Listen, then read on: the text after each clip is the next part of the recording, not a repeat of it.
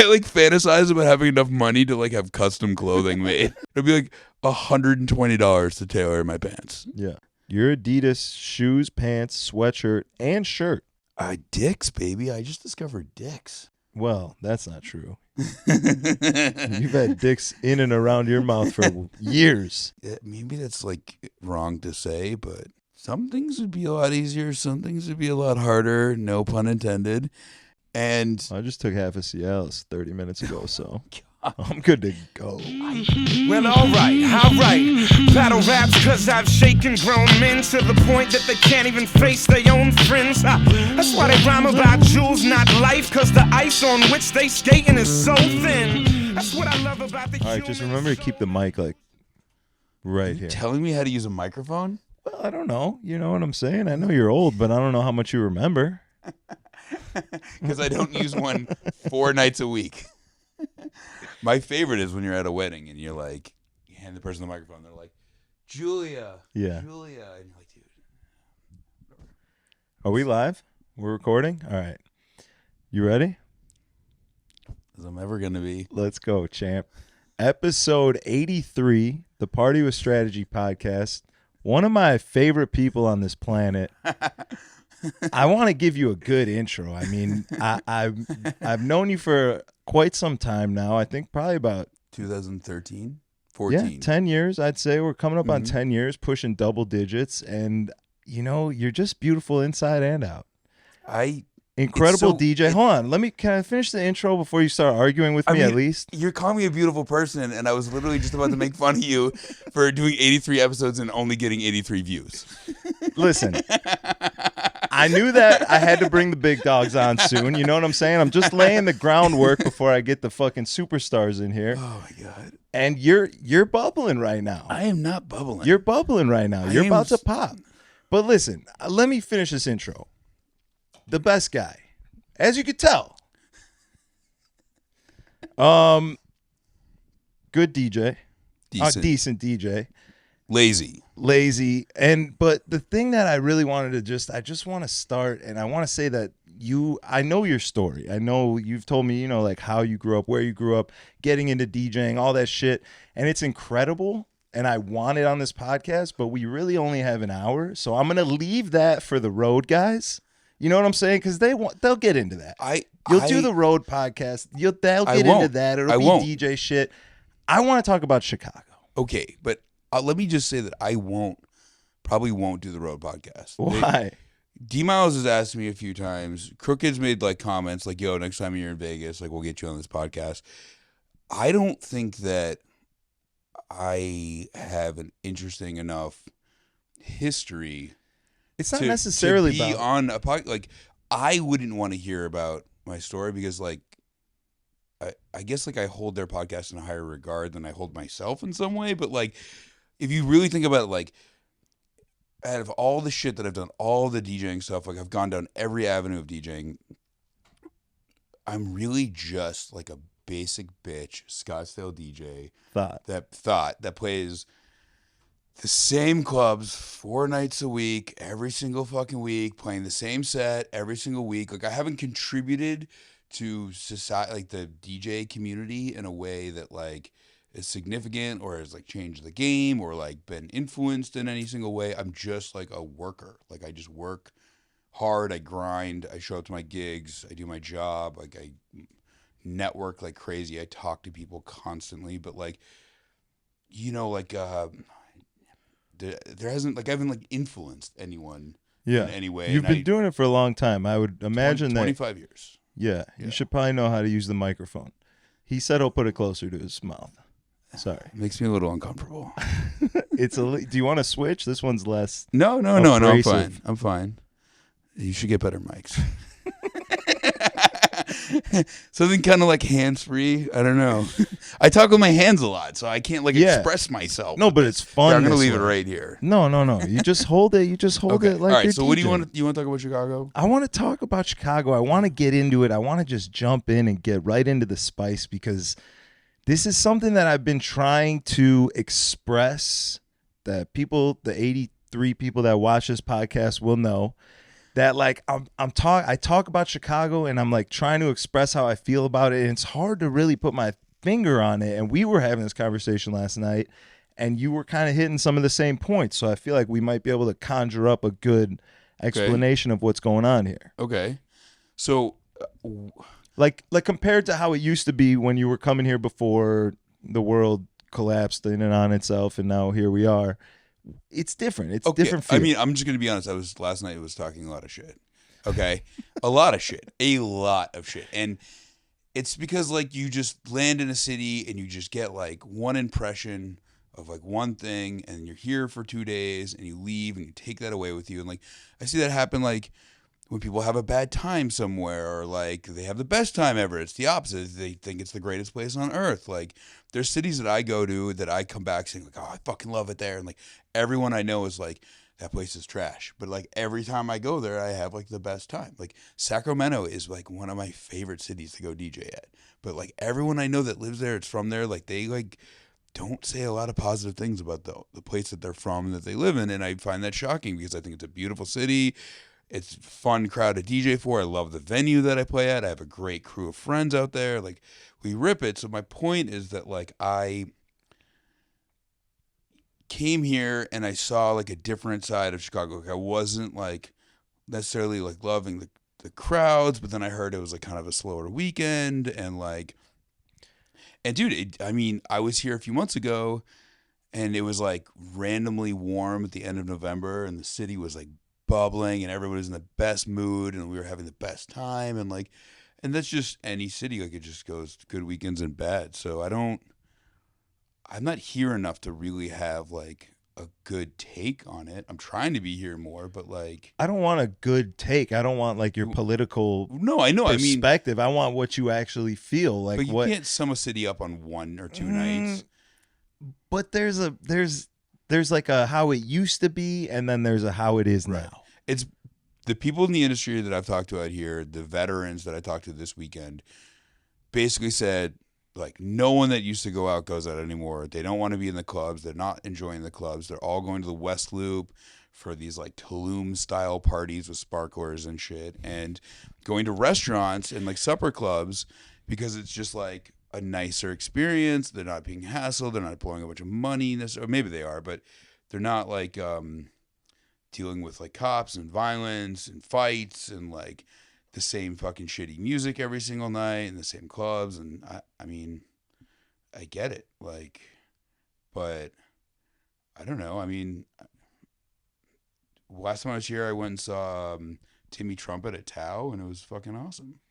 Yeah. So Tao is kind of, I feel like, uncontested right now. Yeah, for sure. Tao is sitting in the driver's seat, and 100%. It kind of just feels like everyone else is along for the ride. And they're expanding into members only, which used to be Paris, and that's probably going to fucking murder. They're like building a rooftop or some shit too, right? So that's going to be like where every DJ wants to play, or every person wants to pop bottles. Bodega is on fire right now out here. The last time I was here and this time, best music I've heard in a long time. Last time I was here, there's some DJ I've never seen before, playing with a saxophone guy and a drummer. And I've seen that a million times, and I'm going to be honest, 99 times out of 100, it's fucking terrible. The drummer's playing way too loud. The saxophone, they don't know the music. So they just like keep drumming on like all of the stuff. Like they just never stop. It's like their opportunity to shine, and like they won't shut the fuck up or like play the fills or like play in the pocket at all. They just fucking hammer. Like I feel like they're putting holes in their fucking pads. And this guy was killing it, just destroying the set. Like really like traditional pop house music, like Leave the World Behind You type stuff, or Swedish House Mafia or whatever. And he knew every track. He knew when to break. He knew when to fill. Like he knew the build-ups. Like they were playing like a band, and that was phenomenal to see. And I saw a fuck ton of money being spent, which I love to see. That's a good thing to see. It's a fun time. Yeah. You know you're in a good place when there's just endless amounts of bottles being shuffled out into the crowd. Everyone's in a good mood. Everyone's like I don't know, like working together or something. Like they're all in sync. I don't know. Everyone's on the same page. But I mean, you're not here anymore, and you could be tomorrow. You could come back tomorrow and have every gig in the city, but you choose to live in the anus of America. And Talk about this on the podcast a lot as well. I'm sure you do. I don't like it as much as I used to here. Even though living in the currently on fire city of Chicago is more pleasurable day to day than living in the best it's ever done in its life, Houston, Texas. Yeah. I still choose Houston because I feel like there's more opportunities bubbling there than there is here. This is like they're still clearing out the debris. They're still like rebuilding. It's not the place that it used to be. I think it's just with nightlife. And that's what I'm talking about. And we're tied to that because that's our job. Exactly. And like it's directly related to like how our day-to-day feels as human beings. You know, if our job sucks, our life sucks. It doesn't matter how much money we're making or how few hours we have to work or how much free time we have.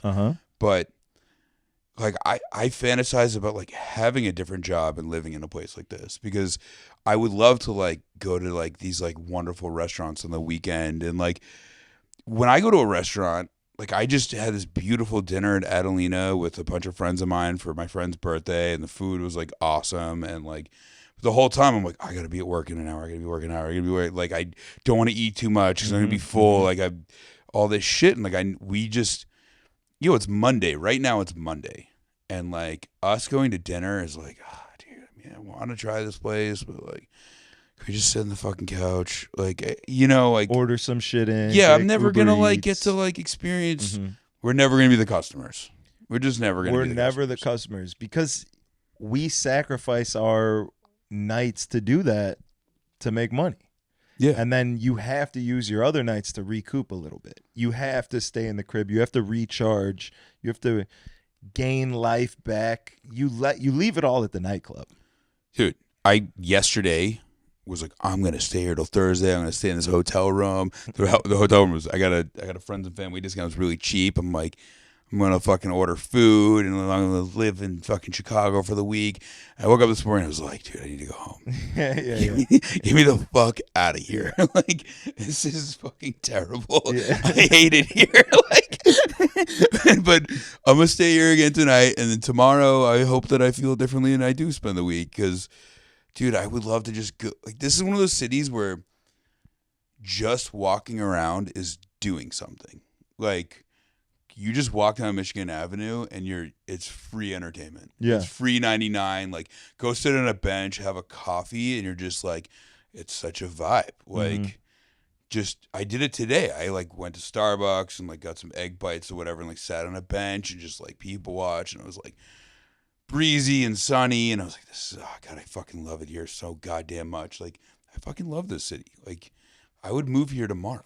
It's an incredible city. But yes, when I'm saying all these things, I'm talking mainly about nightlife because that is the biggest chunk of my time that I spend anywhere is spent in nightlife. Yeah. So it's got to be the better of the two. Yeah. Until I'm floating. I feel like I'm floating. I'm just kind of waiting for the next opportunity to take advantage of. That's been my entire career. Okay. But and sorry if I'm like talking too much or being overbearing or. This is what you do. I wouldn't have had you on the podcast if I didn't know that. When I was drunk texting you and Ed Kilroy last night, I was the essence of what I was trying to get across. This was like 3 a.m. or some shit. I'm all fucked up. I'm challenging you to come here and make it better. Because I believe that you have the power to do that. Like, I believe that not only like are you a great entertainer and a character, but I think that you are a leader. I think that there's people that are working here currently and headlining here because of your leadership. And you used to throw amazing parties here with your little dildos on your forehead and all that shit, and like made things fun for people. And I think that's kind of what's missing is like this like spark, you know? And I could be naive. I don't know if one person has that much power, but I think if somebody does in this city, it's you. And I watched you take venues that don't matter and make them matter and turn them around. You're like, which I think as DJs, we've all tried. Like, all right, well, yo, this venue's giving us this opportunity to like try out this party. And like, I personally never really succeeded. Like every like party I tried to build on my own, like we did. Actually, that's not true. I have one party that really took off and it's still going 13 years later. But like a venue that isn't popular.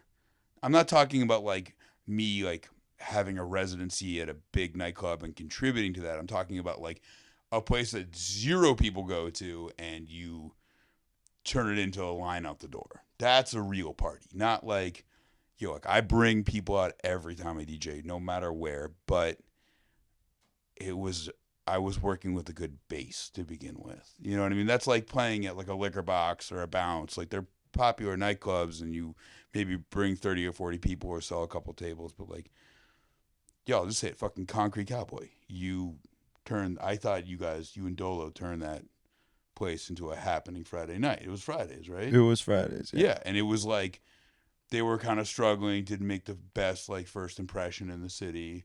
It wasn't like ratchet or anything, but it was just not popping, right? And then within a few months, it was slammed, right?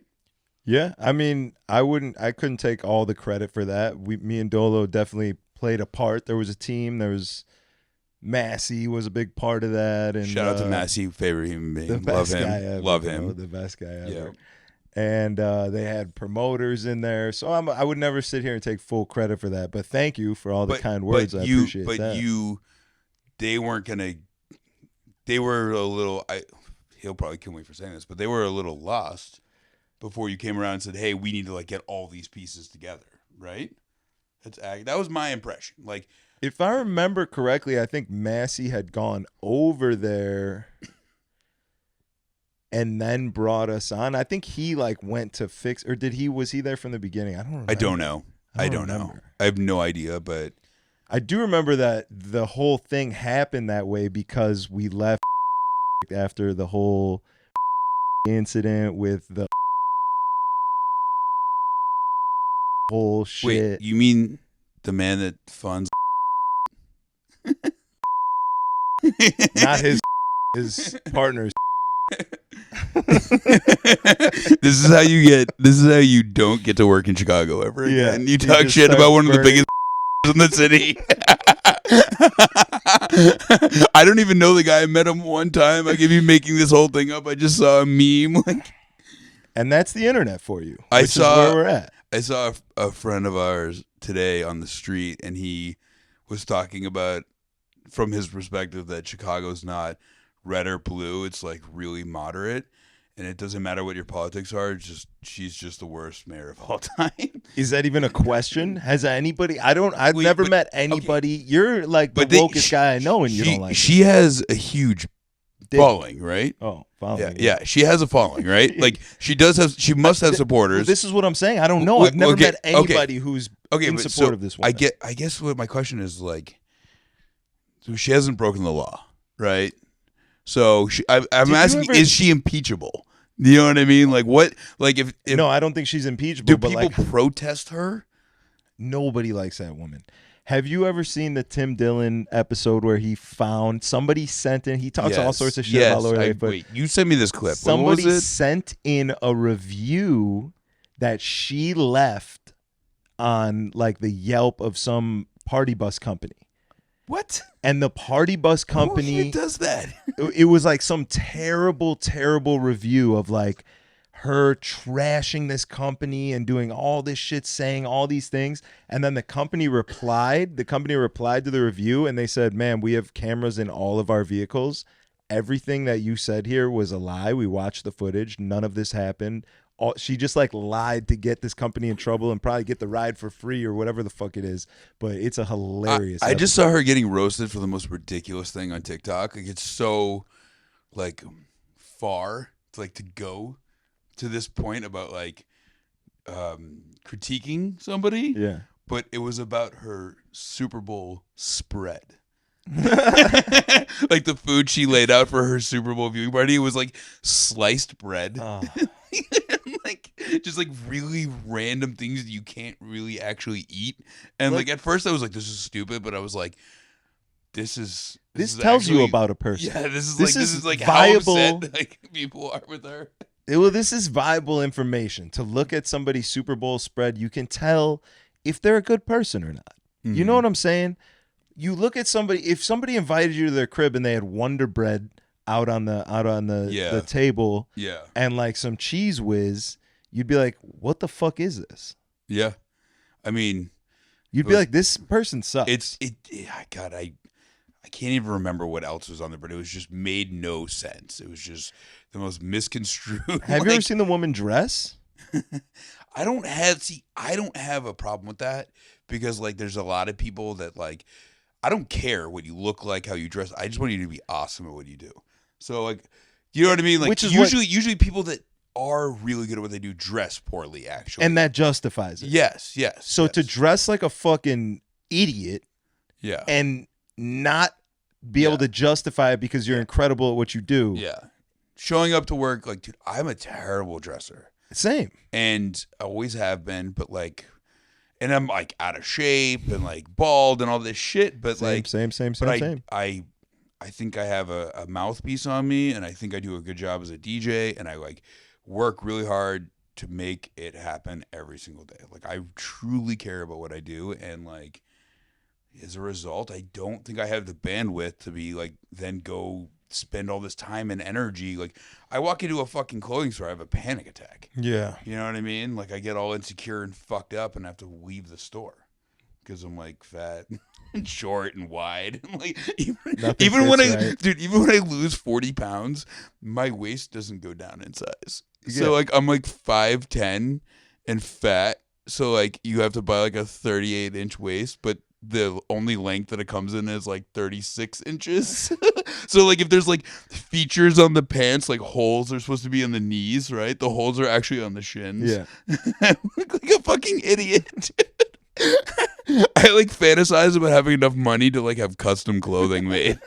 Because like I'll spend more money on tailoring a pair of pants than the cost of the pants. Like it'll be like $120 to tailor my pants. Yeah. Yeah.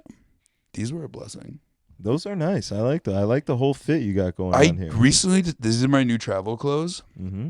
And your Adidas shoes, pants, sweatshirt, and shirt. And the shirt, yeah. Dicks, baby. I just discovered Dicks. Well, that's not true. You've had dicks in and around your mouth for years. Dude, I wish that was true. Same, bro. Is it really? Maybe that's like wrong to say, but some things would be a lot easier. Some things would be a lot harder. No pun intended. And I just took half a Cialis 30 minutes ago, so I'm good to go. I will never have that problem. Yeah. But I also kind of get that it might just be fun. Your dick has never been harder. It feels bigger because of how hard it is. Right. Like it's like having a skinny day. Like you just feel different. It's like if it's just putting more blood in there. It's supercharging, it's super packing in more blood. Mm-hmm. So it's like if you had, a water balloon that was No, I get it. I get it. We're putting extra. It's like have you ever seen it's like getting a pump at the gym. Yeah. Your arms feel like fucking, you feel jacked. You feel like Superman, and 30 minutes later it's gone. Yeah. Just like Cialis. Imagine how your dick feels like Superman. Yeah. I don't need all that. Yeah. I don't need all that. It's incredible. I'm pretty simple. But let me ask you a DJ question. Since I'm a DJ. Since you're a DJ, which is weird to say, but you're a good DJ, a sought after DJ.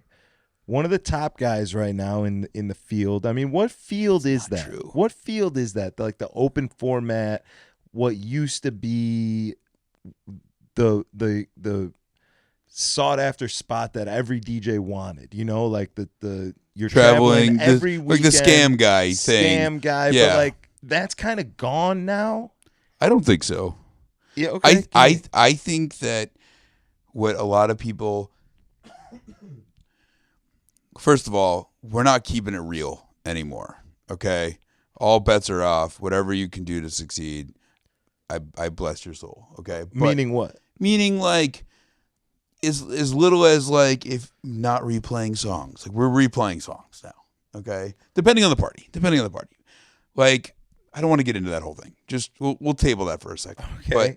But side noted. But I'm just using an example of like these like rules that were like invented in the 90s that we like die on the hill by, like that you have to fucking do, like you can't do this, you know, blah blah blah, you must do this, like whatever it is. Okay, so, all bets are off. There's no cheap shots. Right. So I think that from what I saw, and again, like what do I know, but that the game changed a little bit, and you have to be a value add. You have to move the needle. You have to make an impact. And I think personally, for like most venues out of your own state, that's not just playing like a different set.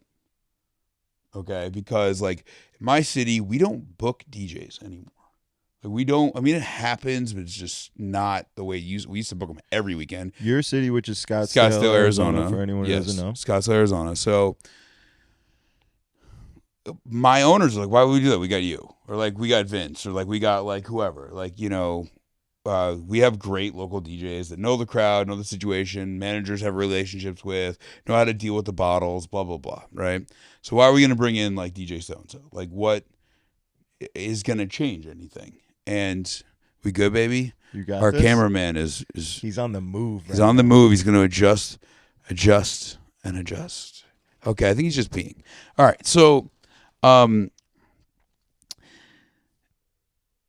There are cities that I go to where they do need more. I'm not going to say better, just more DJs. They need something, like the very small cities. But why though? Because their DJs are not doing as good of a job as they can? I just played in Boise, Idaho. Yeah. All right. And at a club, they have 2 clubs, and they actually rent a condo instead of booking hotel rooms because every weekend is 2 guest DJs and they swap. So like you do Friday at spot A and Saturday at spot B, and that other DJ does B and then A. You know what I mean? They keep a condo for $1,200 a month, which is cheaper than 8 hotel rooms a month. You know what I mean? So that makes sense. It's Boise. Like there probably isn't like a huge community of DJs. I'm sure the ones that are there are good and know their city, but like there's probably just not even enough guys in the game out there. But that aside, like, what does a city in California gain by booking DJ Cutswell? What do they get out of it? It's not a set. It's a part of it, and if you're good at your set, that helps. But like, they could book like an actual entertainer.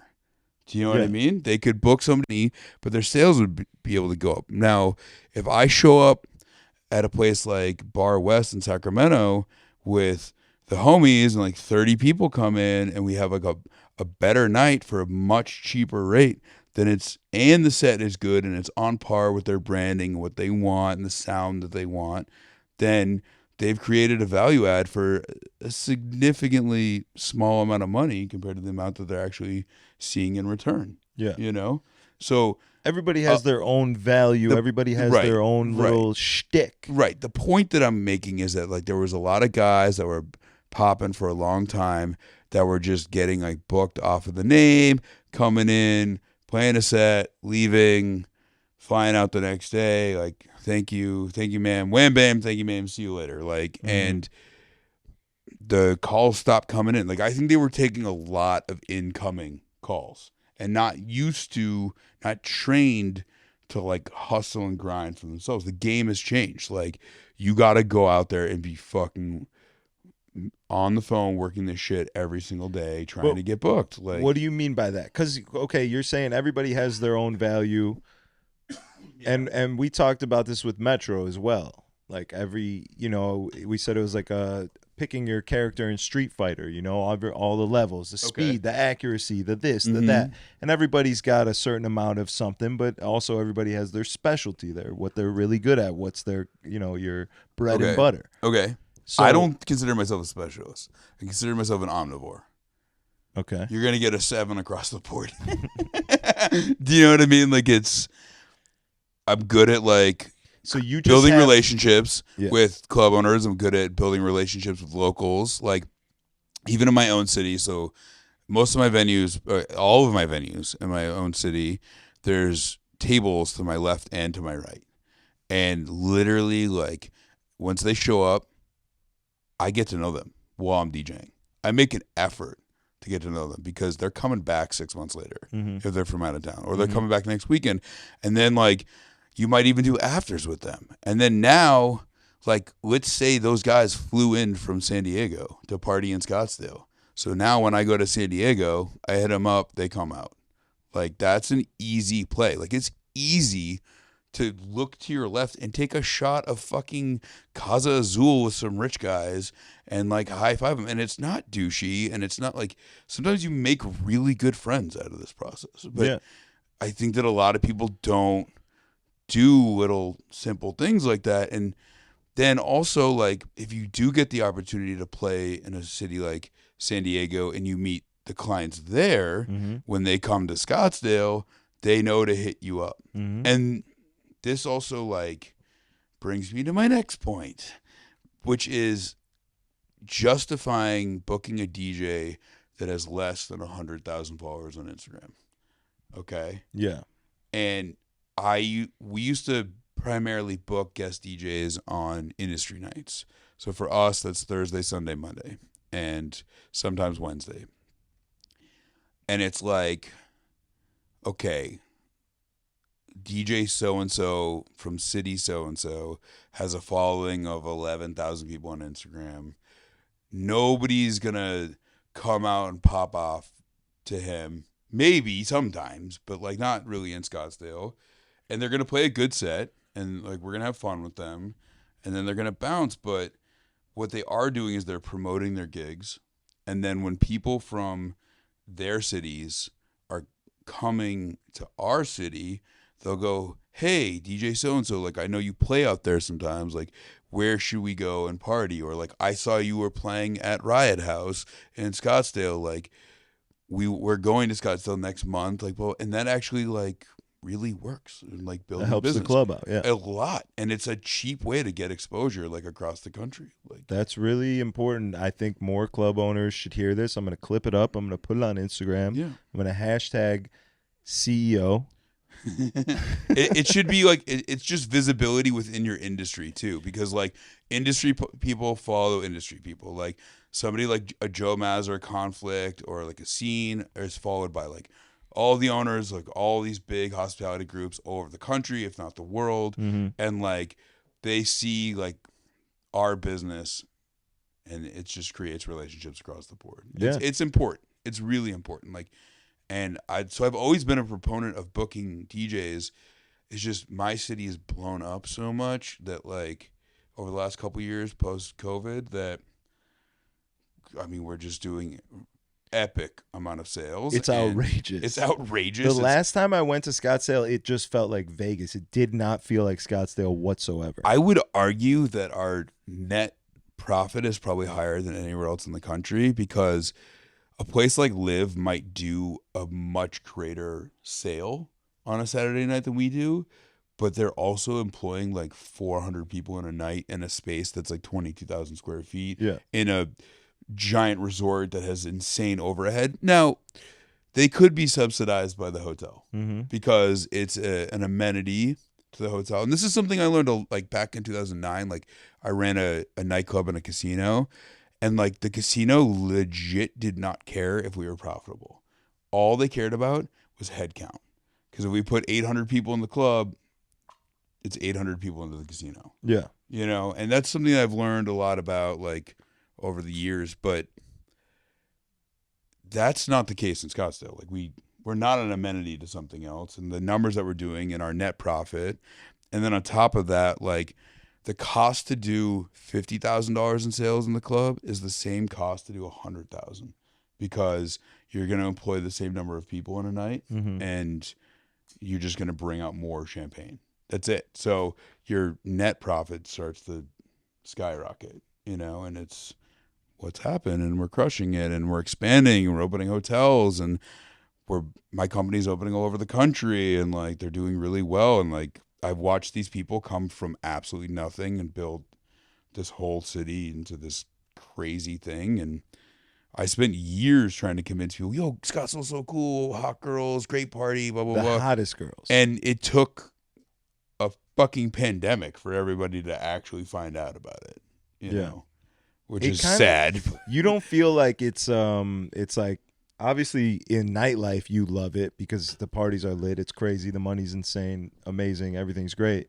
But then just having all these people in your city now, are you kind of like, go back home, like get out of here? You're ruining it a little bit. No, not at all. I love it. I love to see us winning. I love the energy. I love playing great parties. I love talking to people, meeting people. I love doing afters. I love everything about what I do. Like I'm the perfect idiot for the job. Yeah. Like I can drink a bottle of Tito's and still DJ.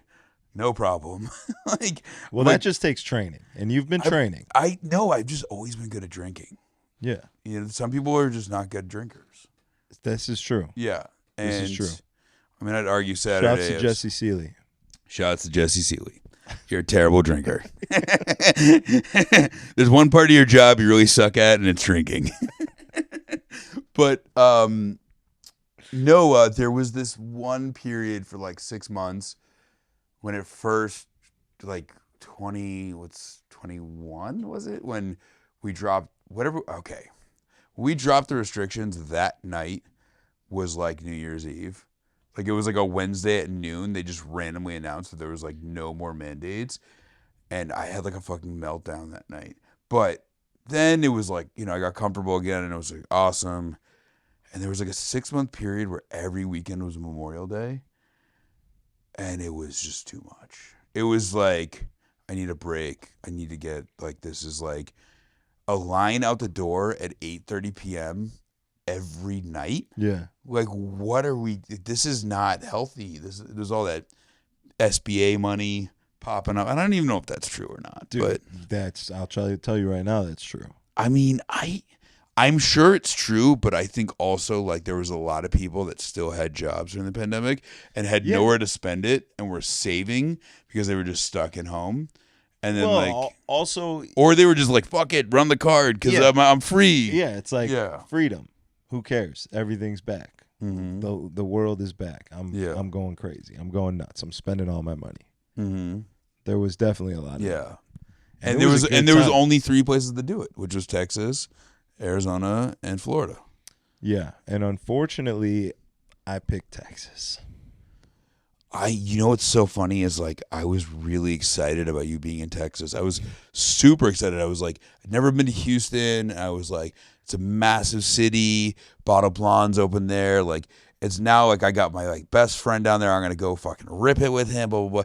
And you were so excited on the phone, like, yo, are you gonna come out? When are you gonna come out? It's so dope. This is great. Blah blah blah. And you pick it. I fly in. It's pouring rain. It is dumping rain.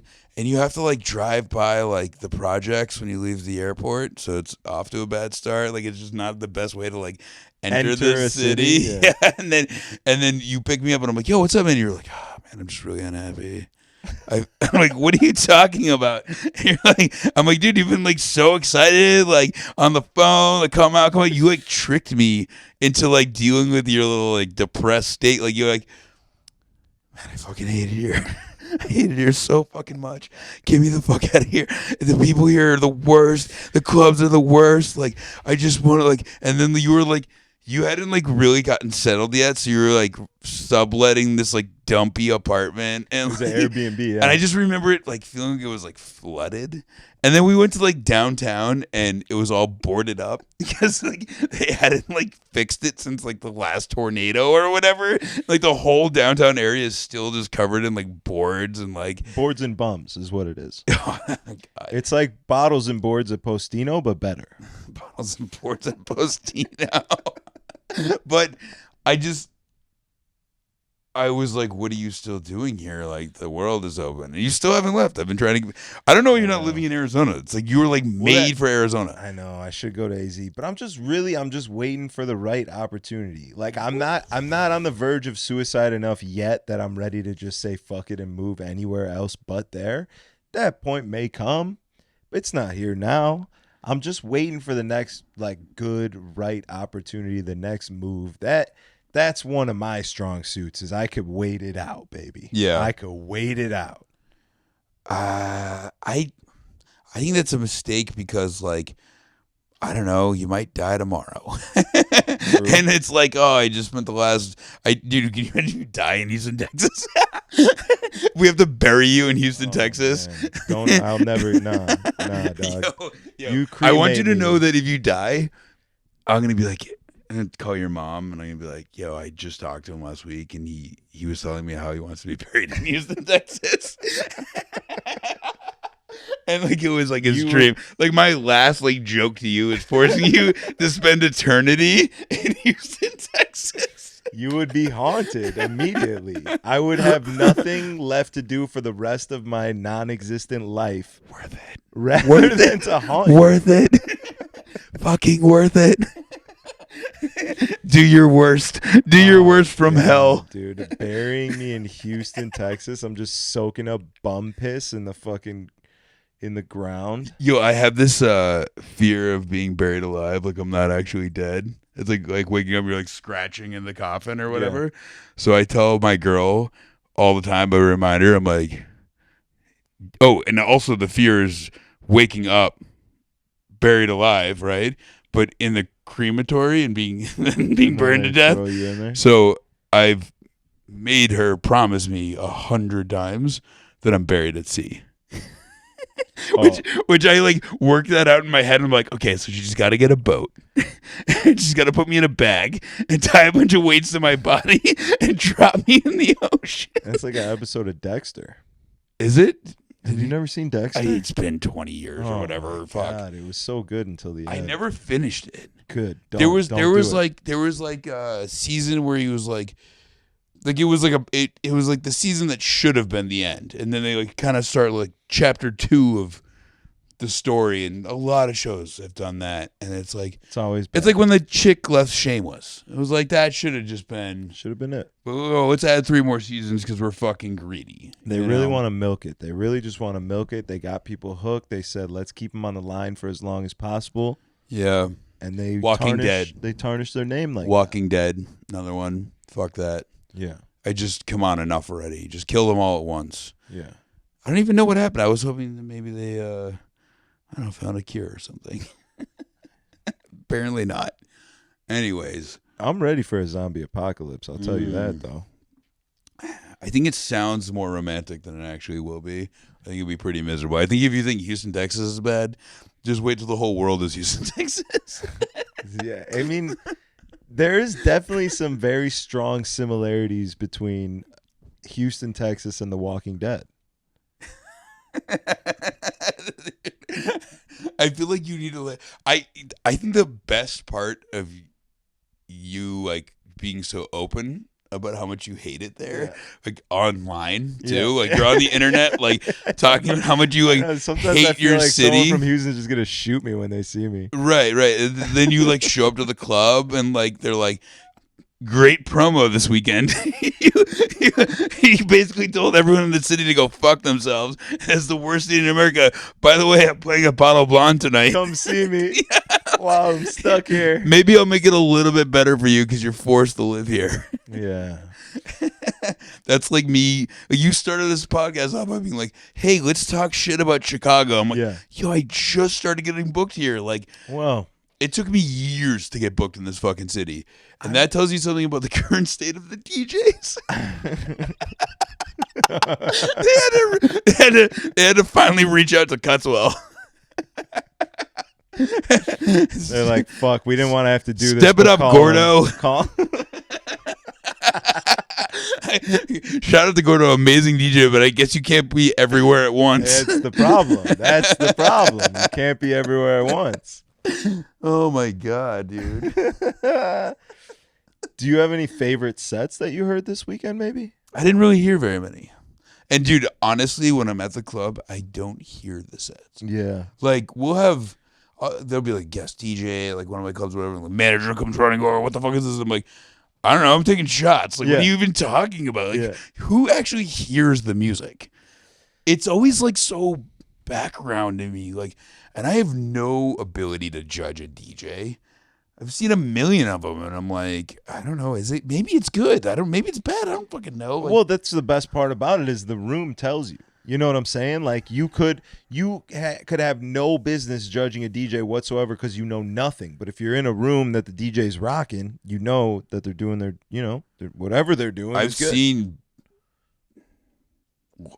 It's funny because I just said I can't judge a DJ, but I've seen bad DJs rock a room. Because there's a lot of rooms out there that are easy to play. For sure. Because they're just so busy. For sure. And if they ever leave that room and come to reality, then hopefully they'll have to, get better. But that in that room, it's, if they're going off, the DJ's good. Also, like, when it comes to, like, getting good at DJing, you got to be lucky, I think. Because you need an opportunity to play a room that's busy and has consequence, but doesn't result in you getting fired. Somebody has to trust you. Somebody has to know.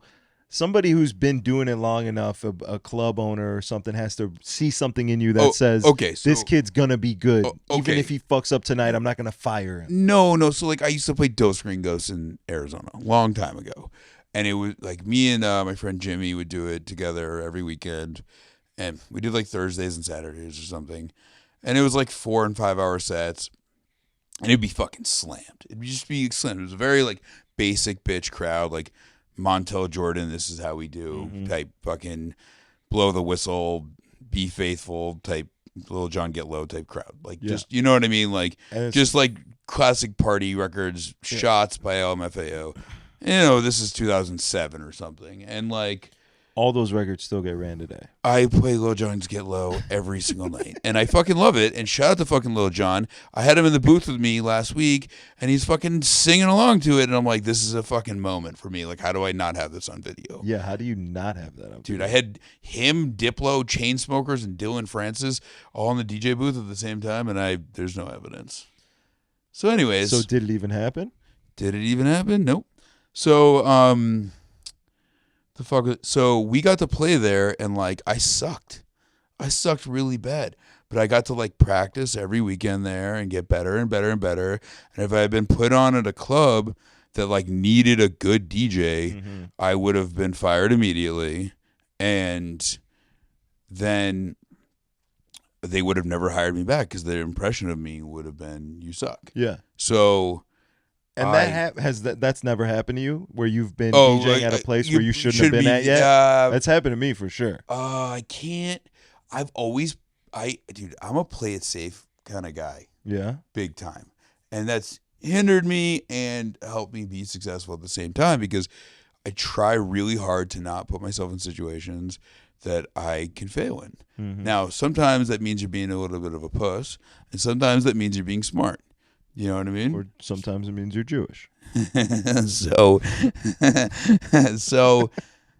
like there was this really popular club in Arizona that offered me gigs for years, and I said no because I knew I would do a bad job. Really? When I was younger. That's crazy. And that was when I was in my like mid to early 20s. That's crazy. And I would go there every weekend and watch JR play, and it was Pussycat Lounge, and I just like I did some opening sets. First out of town DJ I ever opened for was there, and I literally planned my set.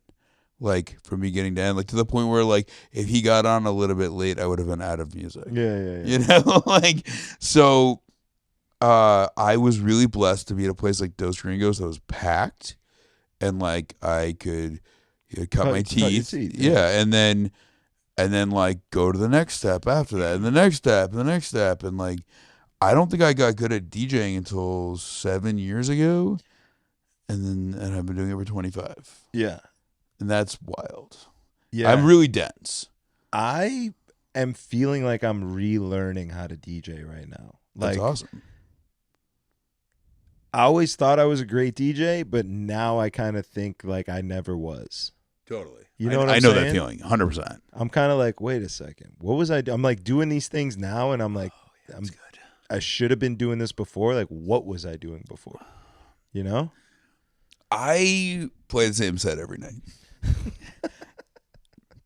and it's like, it's really 3 sets, but it's the same 3 sets. But do you mix so them up one's more sometimes? hip hop, one's middle, and one's more house. Yeah, and do you like switch the order of those 3 sets in which you play them, or do you always So start with like house, on Saturday at like Riot House, or Saturday, any Saturday really, because it's just like amateur hour.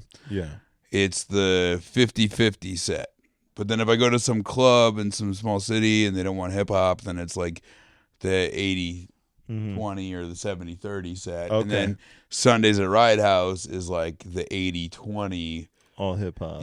set. Yeah. And then like I really believe that even in like a hip hop room, like you should break it up, because there's like some psychology around You have to taking reset. it away from them. If you just keep doing the same thing all night, It just becomes stagnant. Yeah, It's they just take it for granted. So like if you take that away from them and then give it back, they're like, they may be out there being like, what the fuck was that, or what the fuck was he playing? but then they're thankful to have hip hop back. Even if that's a house set.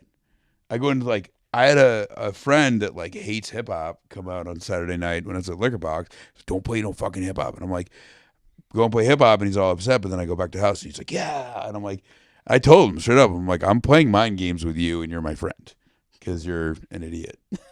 You know what I mean? Like, Yeah, that's the most fun part about the job, is to be able to control people. yeah, Once you get them, you know, like you might be playing that hip hop room and you throw in some obscure record that they hate, and they hate it, but then you do it again 30 minutes later and they hate it still, but a little bit less. And then you do it for the 3rd time and they accept it because they know now what you're doing. They understand, oh, he's playing this, but I know he's going to go back to the shit that I like. So I will still enjoy this, right? because I know what I want is coming. I believe that I've come up with like the best way to play the songs that I play.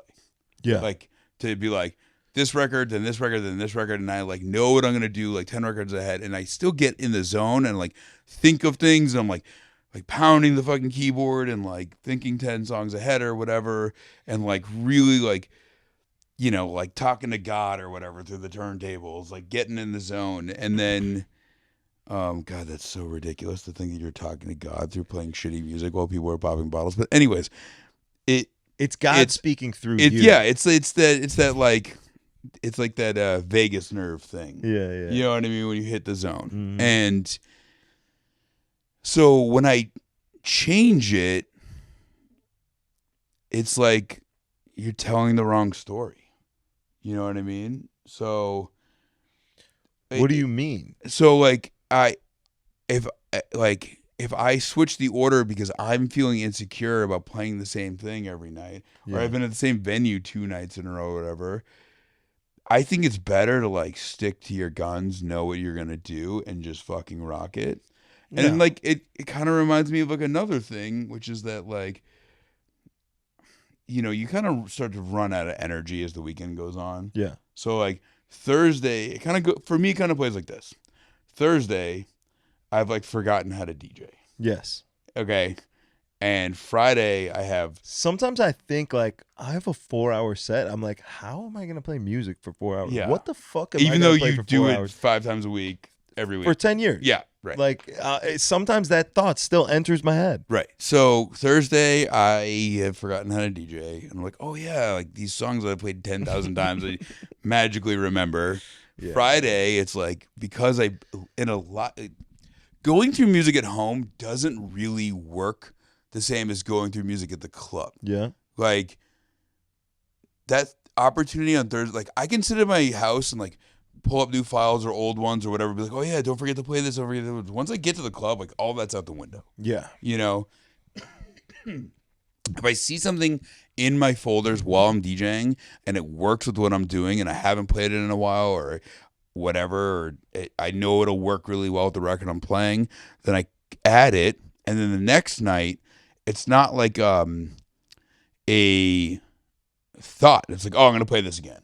because it clicked really well. But that's new. That's a new thing. It's inside, an old record with a new thing or whatever. But new in terms of like you're talking about this set that you have. I play the same exact set every night. Horrible example, like the Nicky Romero remix of David Guetta's Titanium.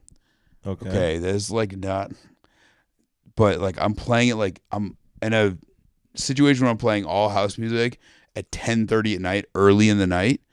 I'm like, oh, this will work really great. Like I can fit this in, and it's like now it becomes a part of my like early house music routine. Yes, it's just the first song that I'm not even playing that right now, but it's just the first song I thought. Yeah, but you're kind of going against what you were saying. Wait, that you stick to your set. So Friday, I got the whole clip of ammunition in my head because I got to like play all the songs Saturday, but I still do my routines every single night. Those certain 2-3 songs together, that you always go the wordplay or maybe the key is the same. It sounds perfect. And that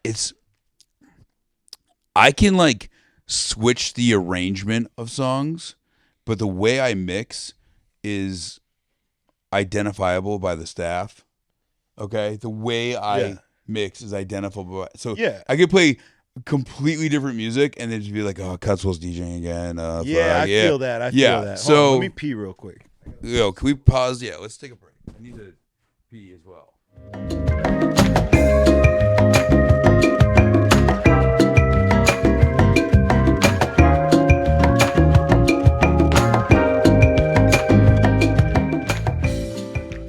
Yeah, we're good. You ready? Oh no, fuck you. I'm talking.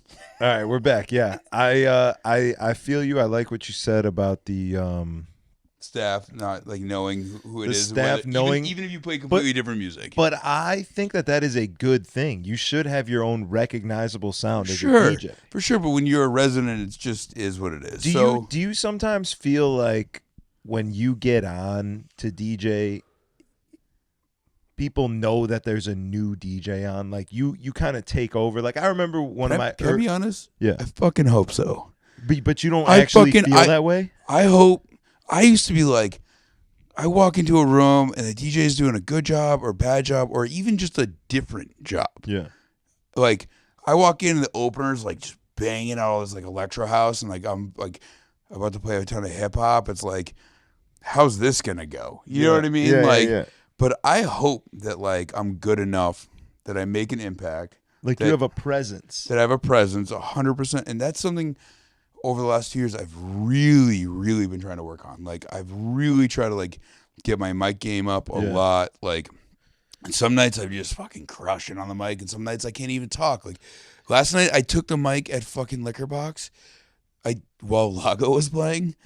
And let's go. I just like sometimes I just completely stutter my words. Yeah, sometimes I stumble over myself. I fuck shit up. Yeah. But the nights that I don't care, the nights that I do that, and I'm like, I don't care because they don't care. They don't really care. Nobody notices as much as you think. Yeah. You know what I mean? Like, and I started to notice that more because I'm like, I've been doing this thing, Shot Time. I'll be like calling people out. Some people come into the club like. Robert Ory's son lives in Houston, works in Houston, so he's in the club. I'm like, if you come from a NBA championship bloodline, it's Shot Time. Like I'll start calling people out by what I know about them, stupid, funny shit, whatever. And half the time they don't hear it. Half the time I have to like say it 3 times, and that's how I know that nobody's really even fucking paying attention. You know? I mean, it could be how you're like working the filter too, but I mean. I'm trying to make you insecure. Yeah, no, it's fine. The reality is like it's like fucking up a mix. You know, you fuck up one mix. If you let that get to you, you're gonna fuck up the next 3 mixes. Okay. You have to completely forget about it and say, I don't care. Yo, I don't allow myself to get in my head anymore. Yeah. I just don't. Like if it's like going bad, like I used to be like some nights you'd be like really, really tired, and I'd be like, "Oh man, I do a bad job," and I get like all stressed out and make it like worse. Now I just like lean into being tired, and I'll be like, "Yo, I'm just playing records, man. I'm just like, yeah, like yo," and then I end up doing like a slower paced set, but oftentimes it's smoother, it's better. It's like it doesn't always have to be so aggressive. And I think I stole this from Vice, because I didn't know. Sometimes somebody like points out something so obvious to me. Yeah. And I'm like, man, I wish I knew this 10 years ago. Like, what could you tell your 20-year-old self type thing? Mm-hmm. And it was playing off of the record. So with the mic. So the most basic bass level version is you play Birthday by 2 Chainz.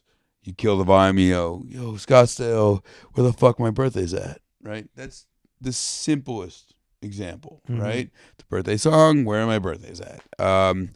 Weed 'em Boys during Super Bowl, I'd be like, if the Patriots are your boys or the Falcons are your boys, make some fucking noise. Like, I'm just playing off of like the records, like, Both by Drake, like, I don't, he's talking about like getting fucked up. Like, I'm like, I don't know about you, but I'm getting fucking drunk and high tonight. Let's fucking go. He's like, and you know what I mean? It's like simple thing, just taking cues from the music and applying it to your set. But that's like all I got.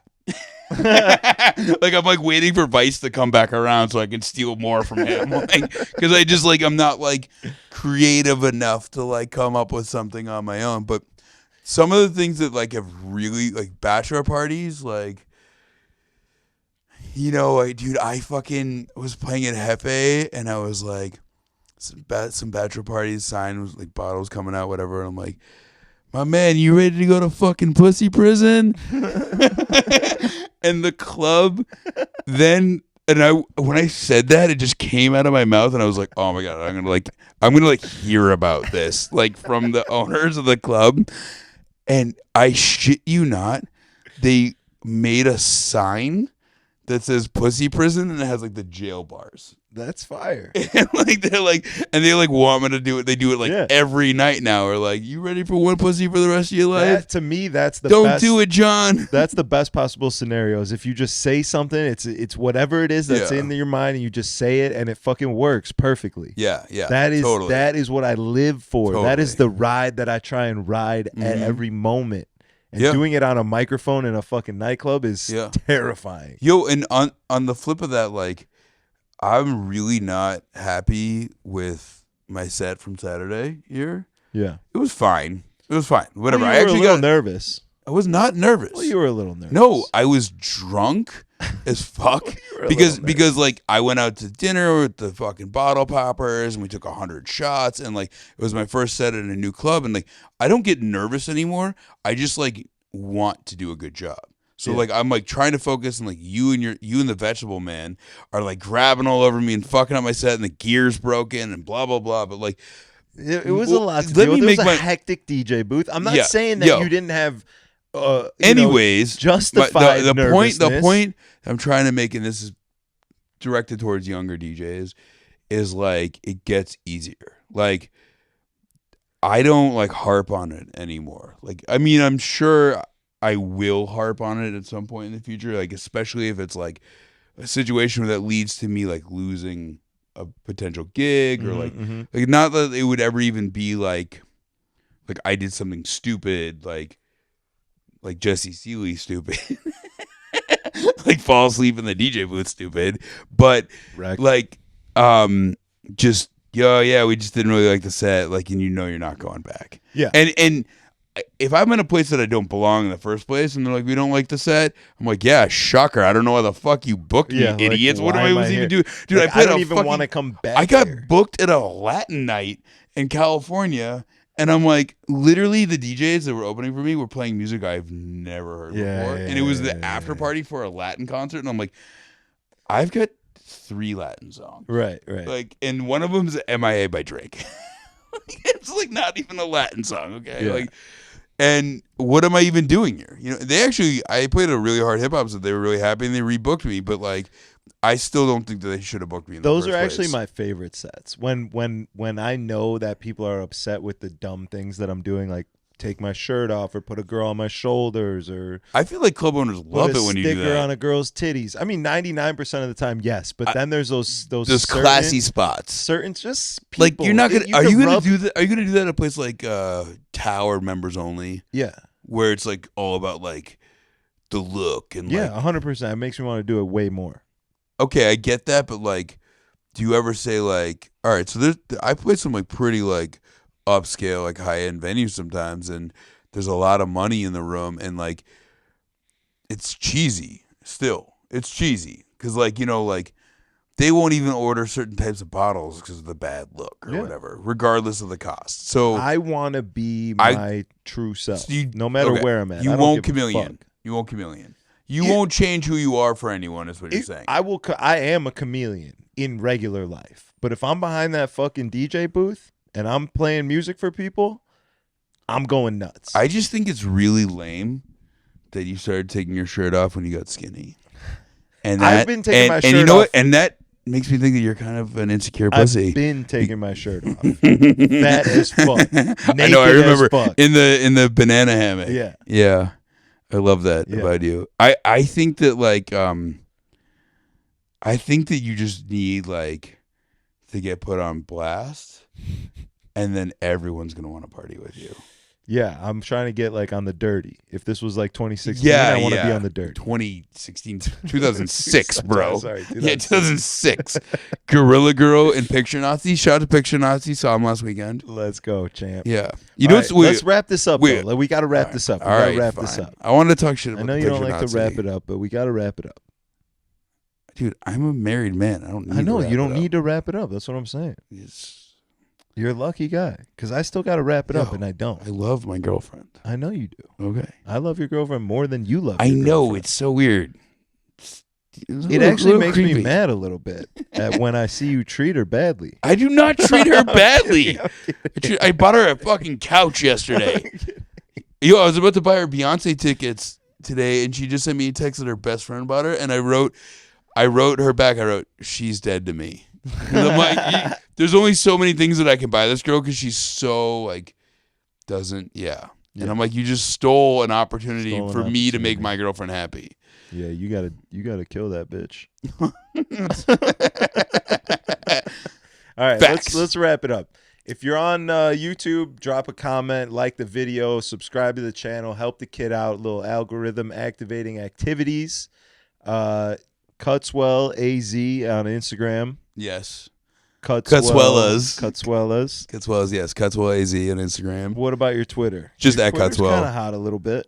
It has its moments. Your Twitter's kind of hot a little bit. The kid's bubbling. He doesn't like to admit it. I've never tweeted sober. I'll tell you that much. It's a good time. Yeah, I love Twitter. So we might tweet after this. If you're a DJ and you follow me on Twitter, I will follow you back. Let's go. That's a deal. You heard it from the kid himself. Right. And thank you guys for watching. Thank you for joining me. Fantastic time. Love you. Thank you so much for having me. And we'll be back for sure. All right. With Dolo, though. Or Chris Art. Never. He'll never do it. He's a pussy. Such a pussy. He's a pussy. God damn it. All right. Peace out.